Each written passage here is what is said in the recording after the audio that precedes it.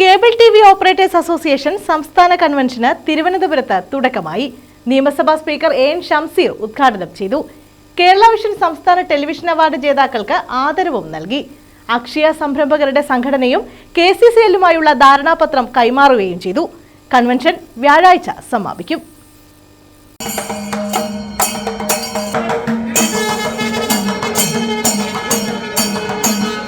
Cable TV operators association സംസ്ഥാന കൺവെൻഷന് തിരുവനന്തപുരത്ത് തുടക്കമായി.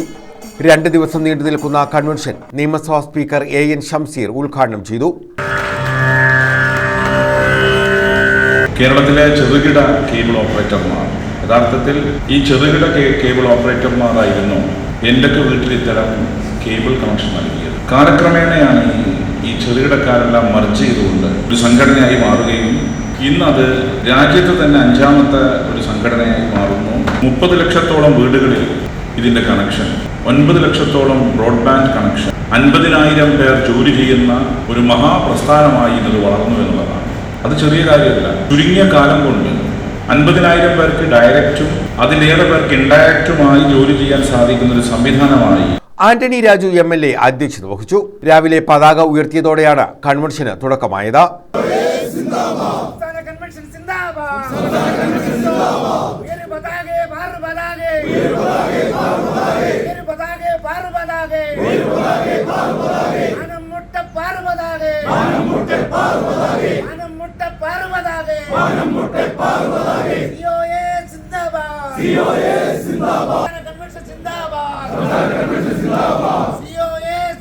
എം മൻസൂർ അനുശോചന പ്രമേയം അവതരിപ്പിച്ചു. സ്വാഗത സംഘം ജനറൽ കൺവീനർ ബിനു ശിവദാസ് സ്വാഗതം പറഞ്ഞു.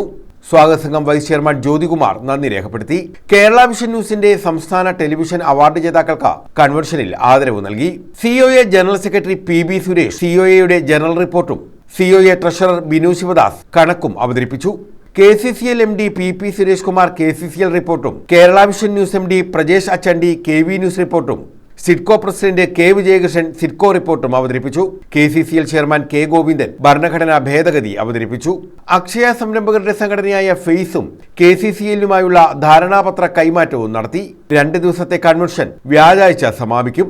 വ്യാഴാഴ്ച KV കണക്റ്റിന്റെ സംസ്ഥാനതല ഉദ്ഘാടനം പ്രതിപക്ഷ നേതാവ് VD സതീശൻ നിർവഹിക്കും. COA പ്രസിഡന്റ് പ്രവീൺ മോഹൻ അധ്യക്ഷത വഹിക്കും. COA general secretary PB Suresh സ്വാഗതം പറയും. കേരളത്തിലെ മികച്ച ക്ലസ്റ്റർ യൂണിറ്റുകളെ ആദരിക്കും. ഗിന്നസ് അവാർഡ് ജേതാവ് COA അംഗം റിജി ജോസഫിനും ആദരവ് നൽകും. COA വൈസ് പ്രസിഡന്റ് രാജ്മോഹൻ നന്ദി പറയും. തുടർന്ന് പൊതുചർച്ചയും ചർച്ചകൾക്ക് മറുപടിയും നടക്കും. Kerala vision news Kudumbashree award നൈറ്റും സംഘടിപ്പിച്ചിട്ടുണ്ട്. News bureau, Thiruvananthapuram.